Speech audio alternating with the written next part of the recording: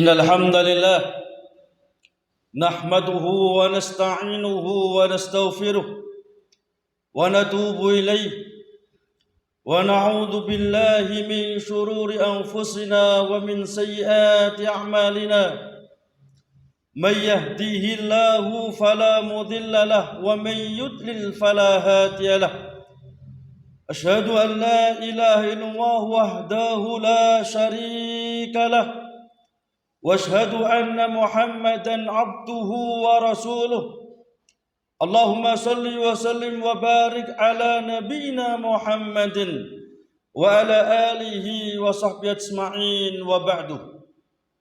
أيها المسلمون رحمكم الله، أوصيكم وإياي بتقوى الله فقد فاز المتقون. وقد قال تعالى في كتاب الكريم: يا أيها الذين آمنوا اتقوا الله حق تقاته ولا تموتن إلا وأنتم مسلمون. وقال: يا أيها الذين آمنوا اتقوا الله وقولوا قولا سديدا يصلح لكم أعمالكم ويغفر لكم ذنوبكم ومن يطع الله ورسوله فقد فاز فوزا عظيما. وقال في آية أخرى: يا أيها الناس اتقوا ربكم الذي خلقكم من نفس واحدة وخلق منها زوجها وبث منهما رجالا كثيرا ونساء واتقوا الله الذي تساءلون به والأرحام إن الله كان عليكم رقيبا. أما بعد. Sidang jamaah Jumat rahimakumullah, alhamdulillah kita memuji dan bersyukur kepada Allah Subhanahu wa taala atas melimpah nikmat dan karunia yang telah Allah limpahkan kepada kita. Kewajiban kita sebagai hamba-hamba Allah yang telah banyak diberi nikmat dan karunia oleh Allah, harus banyak mensyukuri nikmat dengan cara meningkatkan iman dan takwa kepada Allah Subhanahu wa taala, sekaligus mempergunakan nikmat, memanfaatkan nikmat yang Allah berikan di dalam mentaati Allah Subhanahu wa taala. Salawat dan salam semoga tetap tercurahkan pada junjungan Nabi kita Muhammad sallallahu alaihi wasallam, kepada keluarga beliau, para sahabat beliau, dan umat yang senantiasa istiqamah di dalam menempuh jejak beliau yaumil qiyamah.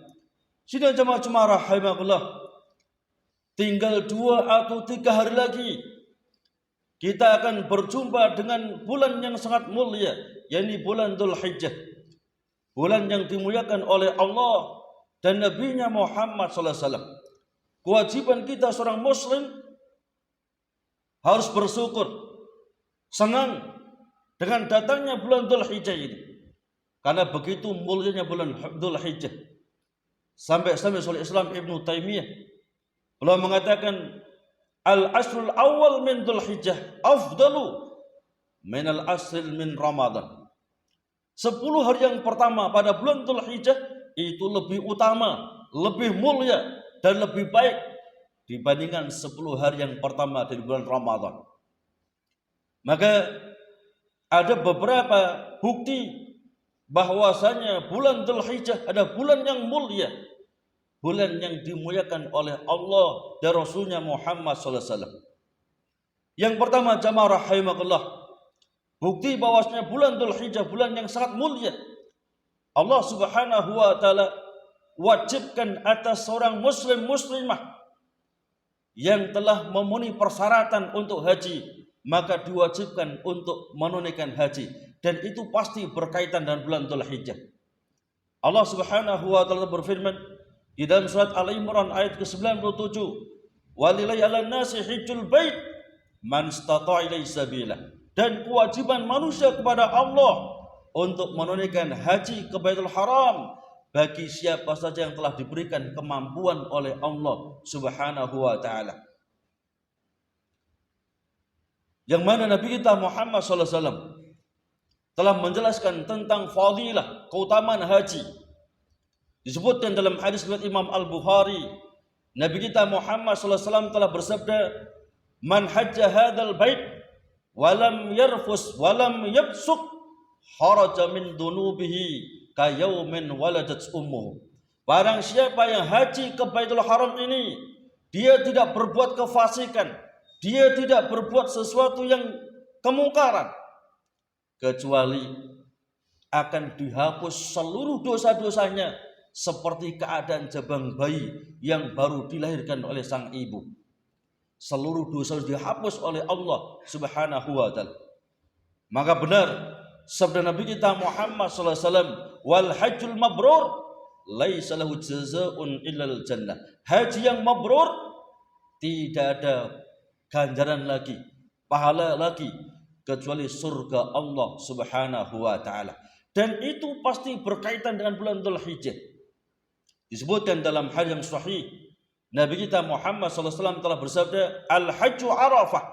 Rukun haji yang paling besar, rukun haji yang paling utama adalah wukuf di padang Arafah tanggal 9 Dzulhijjah. Sehingga ketika seorang yang menunaikan haji tanggal 9 Dzulhijjah dia tidak wukuf, maka hajinya batal, tidak sah menurut Allah Subhanahu wa taala.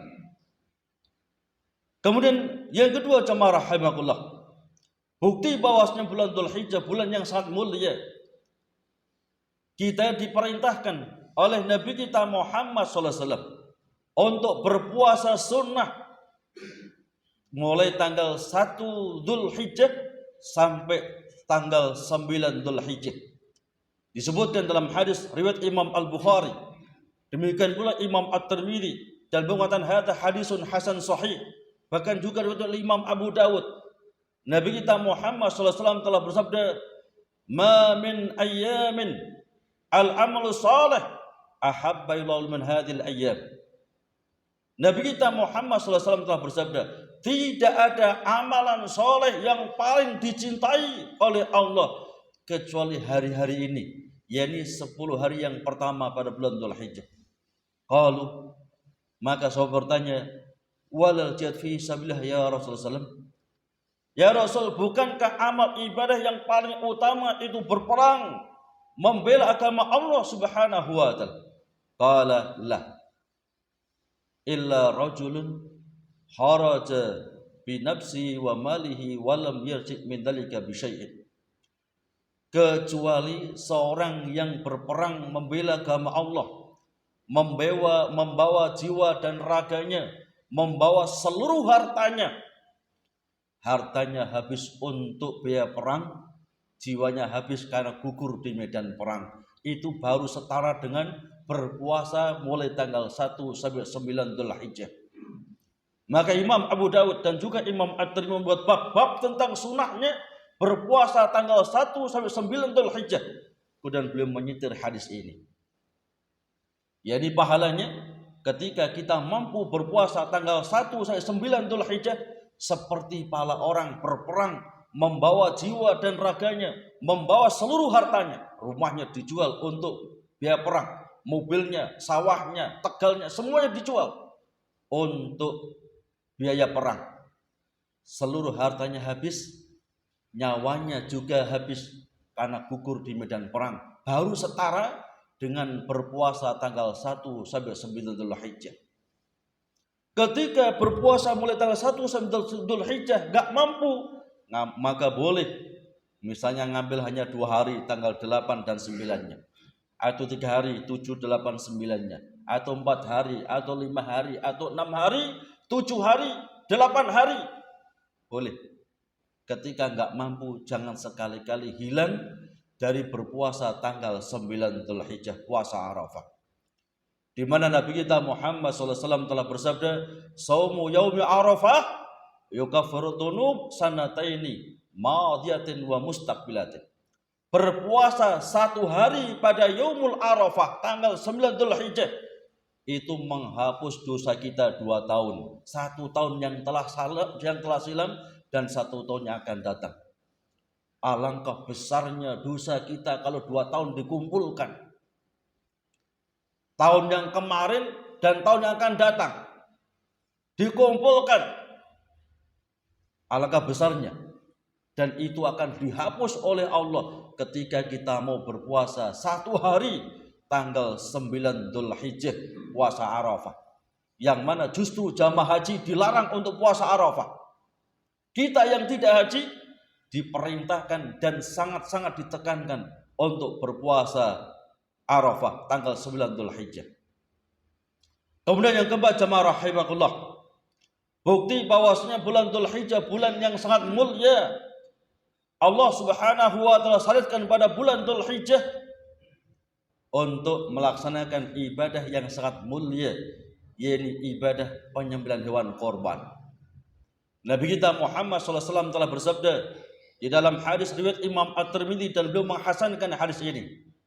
Ma amila ibnu Adam yauman nahri amalan ahabba ilallah min iraqati dam. Fa innaha la ta'ti yaumal qiyamah bi quruniha wa tlafiha wa sy'ariha wa inna damma la yakum minallahi bi makanin qabla ayyakum al-ardi fatibu biha nafsa. Nabi kita Muhammad SAW telah bersabda, tidak ada amal ibadah yang dilakukan anak cucu Adam yang paling mulia, yang paling afdal pada hari penyembelihan hewan korban kecuali menyembelih hewan korban. Dan sungguh hewan korban yang disembelih akan datang nanti di yaumil qiyamah dengan tanduknya, dengan tulangnya, dengan bulu-bulunya, menjadi saksi di hadapan Allah Subhanahu wa taala bahwasanya dia telah disembelih dalam rangka untuk mendekatkan diri dan beribadah kepada Allah Subhanahu wa taala. Wa inna dam la yakum minallahi bimakanin qabla ayyakum al-ardi fatibu biha nafsa. Dan sungguh pahala ibadah penyembelihan hewan korban itu telah diberikan oleh Allah, telah diterima oleh Allah bahkan ketika darah belum menyentuh bumi. Ketika kita sembelih, darah belum menyentuh bumi, pahalanya telah diterima, pahalanya telah diberikan oleh Allah Subhanahu wa taala. Maka fatibu biha nafsa, sucikan jiwa, bersihkan jiwa dengan cara menyembelih hewan korban. Jamaah rahimakumullah, dan perlu diketahui hewan korban yang boleh dan sah sebagai hewan korban hanya 3, tidak boleh yang lain. Yang pertama, kambing atau domba ketika dia telah mencapai umur 1 tahun atau lebih, dan itu cukup untuk 1 orang atau 1 keluarga. Yang kedua, sapi ketika telah mencapai umur 2 tahun atau lebih, dan itu cukup untuk 7 orang atau 7 keluarga. Yang ketiga adalah onta ketika telah mencapai umur 5 tahun atau lebih, dan itu cukup untuk 7 orang atau 9 orang, atau 7 orang atau 9, 7 keluarga atau 9 keluarga. Dan perlu diketahui jamaah rahimakumullah, ada 6 hewan, walaupun sapi, walaupun kambing, walaupun onta, tapi tidak sah sebagai hewan korban. Disebutkan dalam hadis riwayat Imam Abu Dawud, Nabi kita Muhammad SAW telah bersabda, arba'un la tajudu fil adahi al-awra'ul bayyin awaruha, al-arja'ul bayyin dolaha, al-maridul bayyin maraduha, al-kathulatil latunki ayla muhalaha. Ada 4 binatang yang tidak boleh, gak sah dijadikan sebagai hewan korban. Yang pertama, yang buta, yang jelas butanya. Kalau masih hanya belekan masih boleh. Yang kedua, yang bengkok, yang patah, yang jelas bengkoknya. Jadi kakinya yang patah, yang jelas bengkoknya. Atau yang ketiga, yang sakit, yang jelas sakitnya. Hampir meninggal dunia, hampir mati, disembelih hewan korban, maka boleh. Yang keempat, yang kurus kering, yang tidak punya daging. Jadi yang kurus kering, yang tidak punya daging. 5 dan 6 disebutkan dalam hadis riwayat Imam Abu Dawud pula, yani nahana Rasulullah sallallahu alaihi wasallam an nudhiya bi aqdabil qardi wal udud. Nabi melarang kami untuk menyembelih hewan yang terpotong tanduknya ataupun terpotong kupingnya. Artinya cacat. Yang satu kupingnya panjang, yang satu puker misalnya, maka enggak boleh. Atau ya, yang satu tanduknya panjang, yang satu putus, maka enggak boleh. kecuali kalau tunduk tanduk ini sudah tumbuh lagi, maka baru boleh. Aqulu qouli hadza wastaghfirullah innallaha wal ghafurur rahim.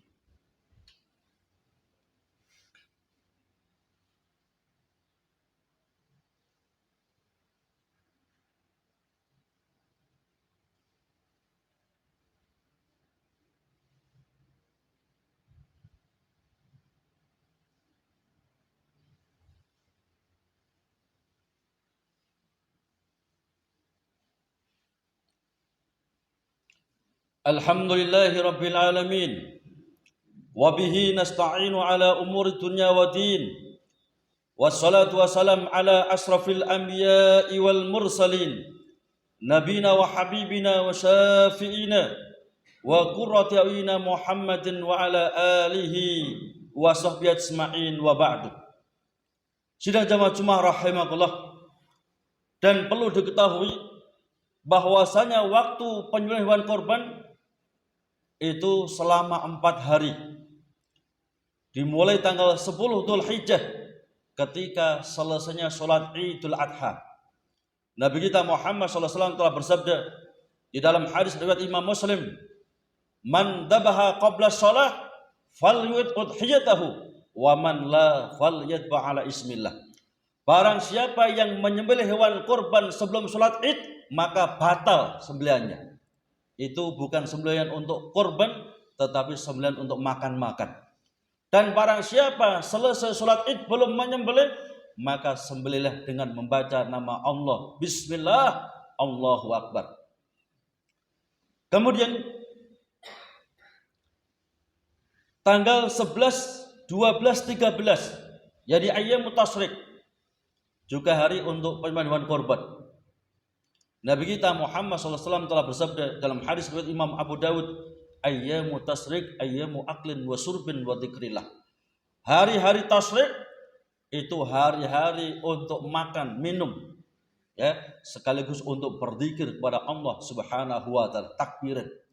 Jadi ketakbiran kalau Idul Adha itu mulai tanggal 9 Dzulhijjah. Setelah sholat asar 10, 11, 12, 13 sebelum datangnya waktu maghrib. Dan akhir penyembelihan hewan korban ada tanggal 13 Dzulhijjah sebelum datang maghrib. Misalnya disembelih setelah asar pun sah, tapi kalau setelah maghrib batal penyembelihan hewan korbannya. Dan perlu diketahui jamaah rahimakumullah, ada adab-adab, etika-etika bagi kita yang berniat untuk menyembelih hewan korban. Disebutkan dalam hadis riwayat Imam Muslim dan juga Imam Ibnu Majah, Nabi kita Muhammad SAW telah bersabda, "Man ra'a minkum hilala Dzulhijjah fa arada yudhhiya fala yaqrabanna sa'ran wala dhufran." Barang siapa di antara kalian melihat hilal tanggal 1 Dzulhijjah sedangkan dia berniat untuk menyembelih hewan korban, jangan sekali-kali potong rambut dan jangan sekali-kali potong kuku.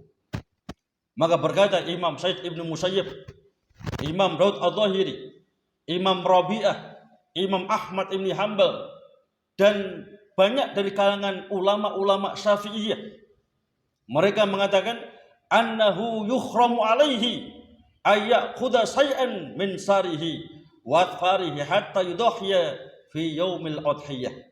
Berkata Imam Rabi'ah dan juga Imam Ahmad, Imam Daud al-Zahiri, dan banyak dari kalangan ulama-ulama Syafi'iyah, mereka mengatakan haram hukumnya orang yang berniat berkorban mulai tanggal 1 Dzulhijjah untuk memotong rambutnya ataupun memotong kukunya sampai dia betul-betul telah menyembelih hewan korbannya.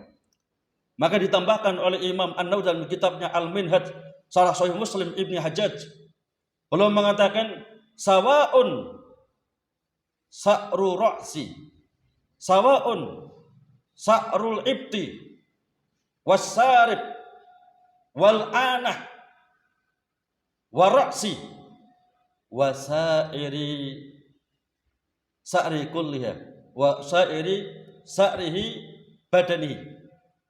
Berkata Imam An-Nawawi dalam kitabnya Al-Minhaj Syarah Sahih Muslim Ibnu Hajjaj, Belum mengatakan yang dilarang untuk dipotong rambutnya itu, baik itu rambut ketiaknya, ataupun rambut kumisnya, ataupun rambut kemaluannya, ataupun rambut kepalanya, dan seluruh rambut dalam seluruh jasadnya, baik tangannya atau kakinya. Maka dari perkataan para ulama ini bisa kita pahami secara jelas bahwasanya yang dilarang dipotong itu rambut orang yang berkorban, bukan hewannya. Yang dilarang dipotong kukunya itu adalah orang yang mau berkorban, bukan hewannya. Gak ada gawene untuk hewannya, gak perlu itu. Yang berkaitan adalah apa itu kuku, rambut bagi orang yang hendak berkorban. Apa tujuannya? Agar seluruh rambut ini, seluruh kuku ini mendapatkan pahala ya di sisi Allah Subhanahu wa taala, dan masih banyak hikmah yang lain. Maka bagi kita yang berniat untuk berkorban, perhatikan etika-etika, adab-adab yang diajarkan Nabi kita Muhammad sallallahu alaihi wasallam. Dan saya tambahkan satu lagi, bahwasanya untuk kulit kurban, maka orang yang berkorban dilarang, diharamkan untuk menjualnya. Ketika menjual kulit kurban, maka batal seluruh pahala ibadah korbannya. Ini perlu perhatikan. Kalau dihadiahkan kepada masjid apa boleh? Boleh. Yayasan boleh. Perorangan boleh. Oleh perorangan dijual terserah dia. Oleh masjid dijual terserah dia. Oleh yayasan dijual terserah dia. Yang penting yang berkorban, yang bukan yang menjual. Karena kadang-kadang yang berkorban, yang menjual nanti dibelikan apa itu aloji masjid misalnya. Maka nggak boleh. Dengan dia menjual kulit ini akan batal seluruh pahala ibadah korbannya. Ini sangat penting diperhatikan. Karena kadang-kadang kita meremehkan dalam hal ini. Ya, pada ada hadis yang menjelaskan tentang hal itu. Menjual kulit maka akan membatalkan pahala ibadah korbannya. Jamaah rahimakumullah, inilah korban dan keutamaan daripada bulan Dzulhijjah. Ketika kita memperhatikan begitu mulianya bulan Dzulhijjah, maka seorang muslim akan senang luar biasa ketika dia diberikan kesempatan oleh Allah untuk berjumpa dengan bulan yang mulia ini, bulan Dzulhijjah. Kita berdoa memohon kepada Allah Subhanahu wa taala, ada kita yang hadir di sini, kaum muslimin dimanapun mereka berada, diberikan kemurnian tauhid, diberikan semangat untuk ijba' pada sunnah Nabi Muhammad SAW, sekaligus diberikan kesempatan yang optimal oleh Allah untuk bisa beribadah sebanyak-banyaknya senyampang umur masih diberikan oleh Allah Subhanahu wa taala. Allahumma sholli ala Muhammad wa ala ali Muhammad kama shallaita ala Ibrahim wa barik ala Muhammad wa ala ali Muhammad kama barakta ala Ibrahim fil alamin innaka Hamidum Majid. Rabbana hab lana min azwajina wa min dhurriyyatina qurrata a'yun waj'alna lil muttaqina imama. Rabbana hab lana min ladunka dzurriyyatan thayyibatan innaka sami'ud du'a. Rabbana la tuzigh qulubana ba'da idh hadaitana wa hab lana min ladunka rahmah innaka antal wahhab. Rabbana zid 'alaina ilman nafi'an wa rizqan thayyiban wa 'amalan mutaqabbalan. Allahumma inna nas'aluka ridhaka wal jannah wa na'udzubika min sakhatika wan nar. Allahumma inna nas'aluka ridhaka wal jannah wa na'udzubika min sakhatika wan nar. Allahumma inna nas'aluka ridhaka wal jannah wa na'udzubika min sakhatika wan nar. Rabbana atina fid dunya hasanah wa fil akhirati hasanah wa qina adzabannar. Subhana rabbika rabbil izzati amma yasifun wa salamun alal mursalin walhamdulillahi rabbil alamin. Aqimis shalah.